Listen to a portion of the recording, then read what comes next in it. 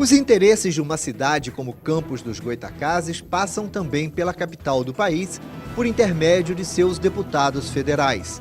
O parlamentar Paulo Feijó é tão polêmico quanto atuante.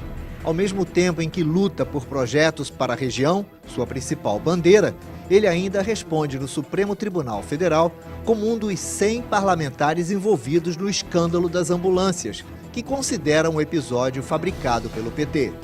Pesquisas eleitorais, eleições, projetos e alianças. Estes são os temas de mais esta edição de A Polêmica.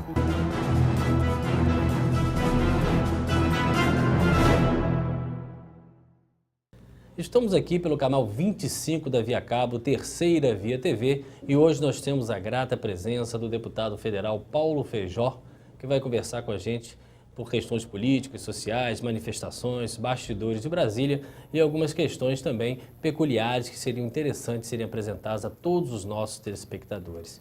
E nós vamos iniciar o nosso programa falando para você de duas questões importantíssimas, que é a imagem do político perante a sociedade e a memória do eleitor. Então, fizemos duas perguntas, nós vamos ouvir o Fala Povo primeiro, o que a pessoa sabe, se ela lembra de quem ela votou nas últimas eleições e qual a imagem que ela tem do político brasileiro. Você se lembra em quem votou? Lembro sim. Prefeito e vereador, você se lembra dos dois? Lembro dos dois. É difícil, eu sei, mas eu lembro. O senhor confia na classe política de Campos? Tem que confiar, né? Porque estão lá para isso. Para procurar fazer o melhor, se eles tiverem consciência. Eu acho que os nossos governantes têm atuado bem, administrando bem a nossa cidade. E a gente torce para que eles possam fazer um bom trabalho. E como que a senhora acha que está a saúde em Campos?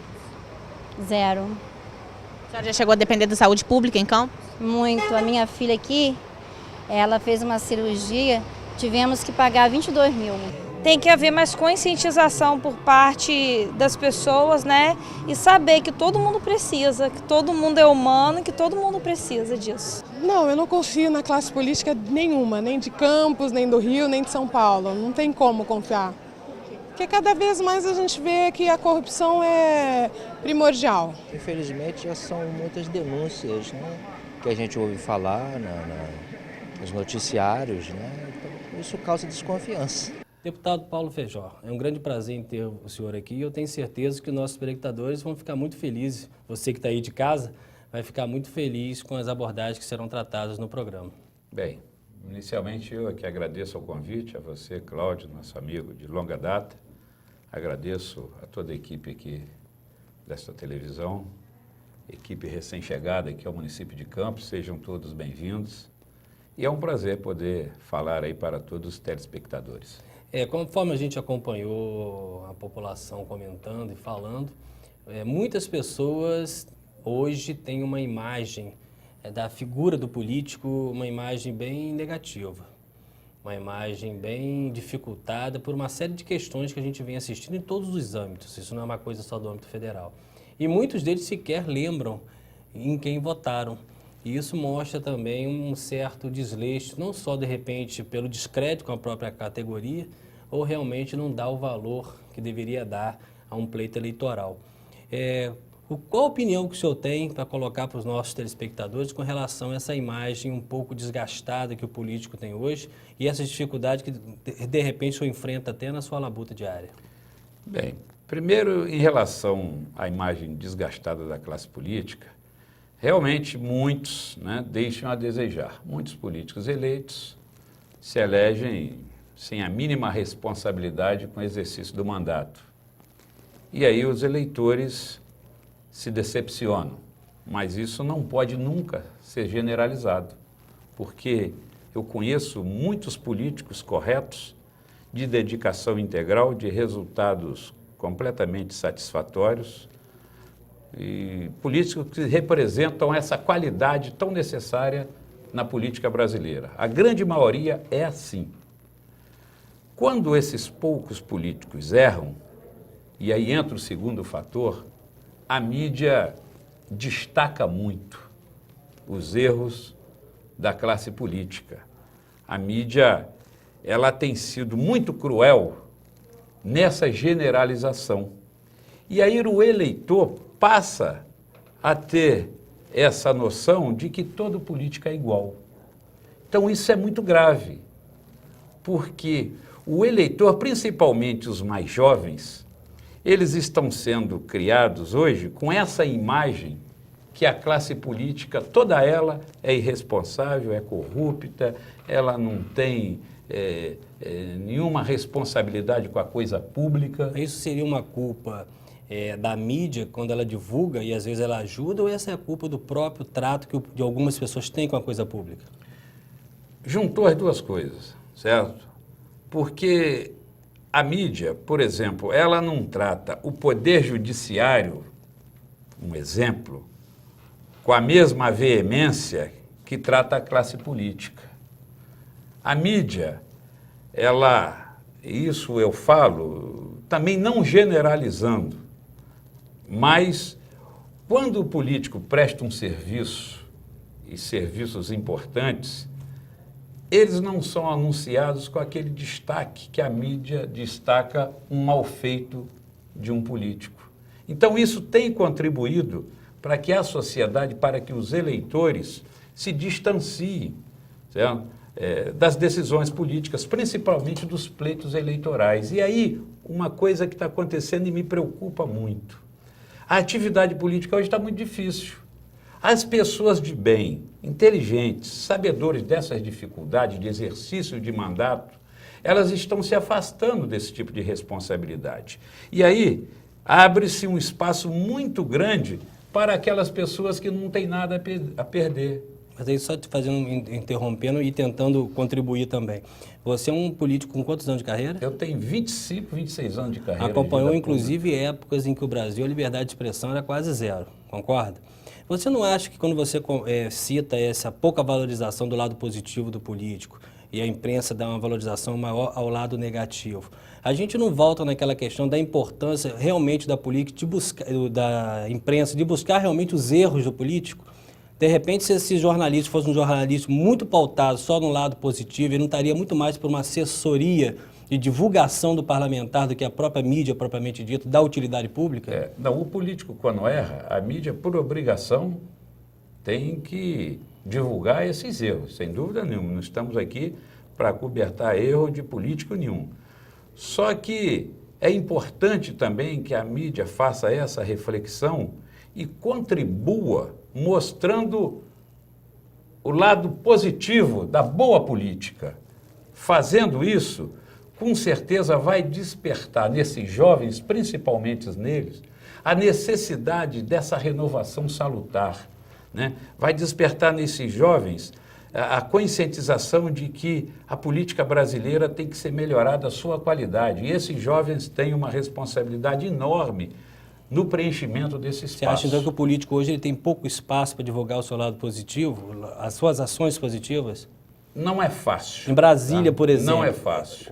Os políticos enfrentam essa questão? Enfrenta, porque na política brasileira hoje, para você, né, ter um nome assim de muito conhecimento, primeiro são características, né? Por exemplo, o meu caso, que já estou no meu 4º mandato de deputado federal, eu não tenho essa preocupação de aparecer para a mídia nacional. Se eu tivesse, eu iria mudar toda a minha característica de atuação. Eu seria um deputado mais vinculado a Brasília, né?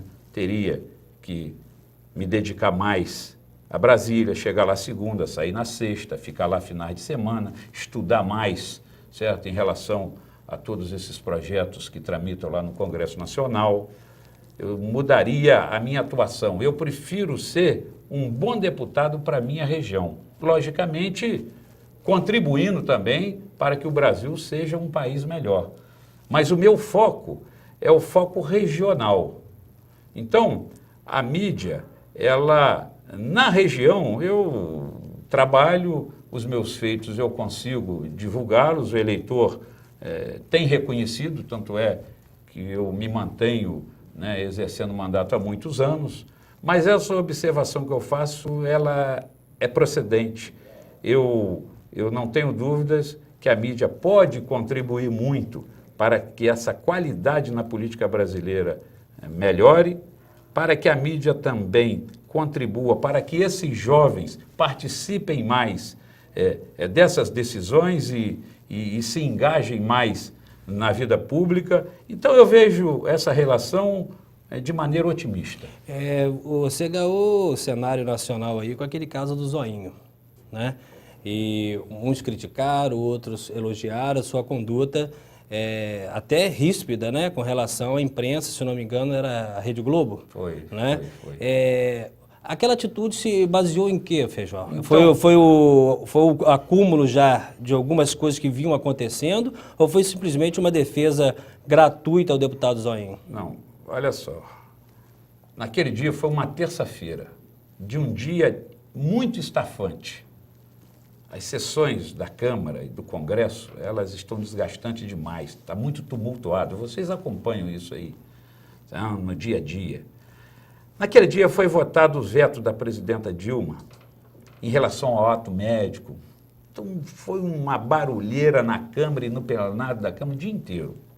A sessão terminou às 22h30, olha só. E eu ia saindo do plenário com o deputado Zoinho.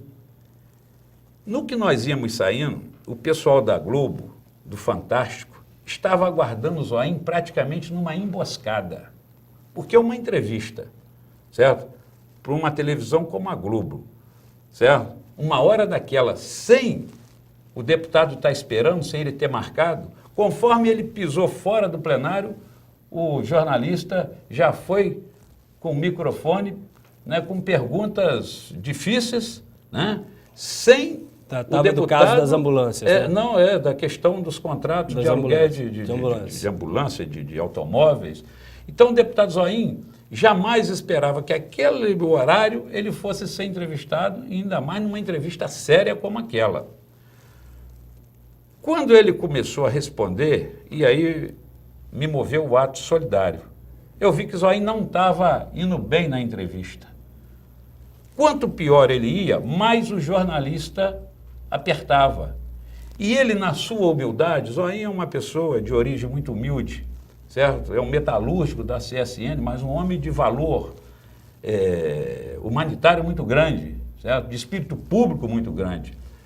E eu vendo que Zoinho não estava indo bem, como não foi naquela entrevista, eu tentei, certo, contribuir com ele para que ele encerrasse a entrevista e marcasse uma outra hora, um outro momento mais tranquilo para que ele pudesse realmente atender aquele jornalista. Mas esses jornalistas também, eles são agressivos. Eles são agressivos. Ele não entendeu dessa maneira e queria, de qualquer maneira, entrevistar o deputado Zoinho naquela situação. Foi naquele momento que eu, em defesa, em ato de solidariedade com o meu companheiro Zoinho, falei, amigo, a entrevista já está boa. Ele falou o que tinha que falar. Amanhã ele vai marcar um novo horário para que vocês continuem essa entrevista. E o cara não aceitou. Ele queria ao modo dele.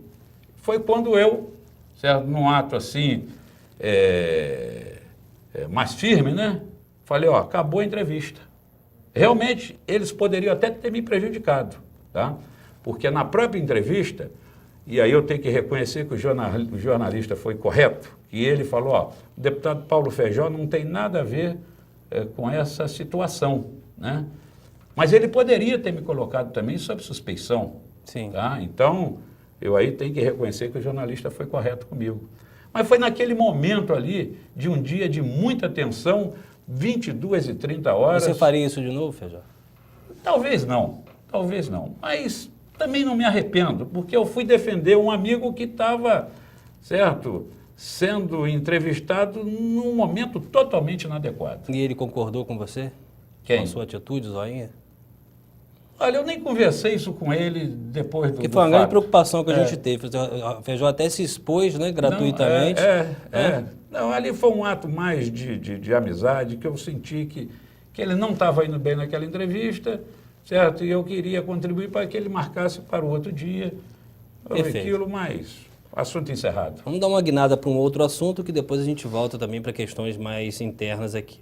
Feijó, eu estou acompanhando aí uma luta interessante. Você acompanhou a prefeita Rosinha em Brasília, buscando a possibilidade da revitalização da linha férrea, para a região aqui. A gente sabe que o alto índice de acidentes nas estradas e tudo, e se a gente tivesse essa possibilidade para escoamento de comércio, de mercadoria, seria muito interessante. Em que pé está isso? Isso ainda está na fase embrionária ou há realmente uma chance dessa revitalização? Você que é tão ligado à rede ferroviária, até por questões laborativas, antes de ser político. Cláudio, a questão da ferrovia brasileira hoje é um crime, o que os governos têm feito. Não é esse governo da presidenta Dilma, não foram os 8 anos de Lula, os 8 anos de Fernando Henrique, isso vem de trás. Mas foram os governos, inclusive de Dilma.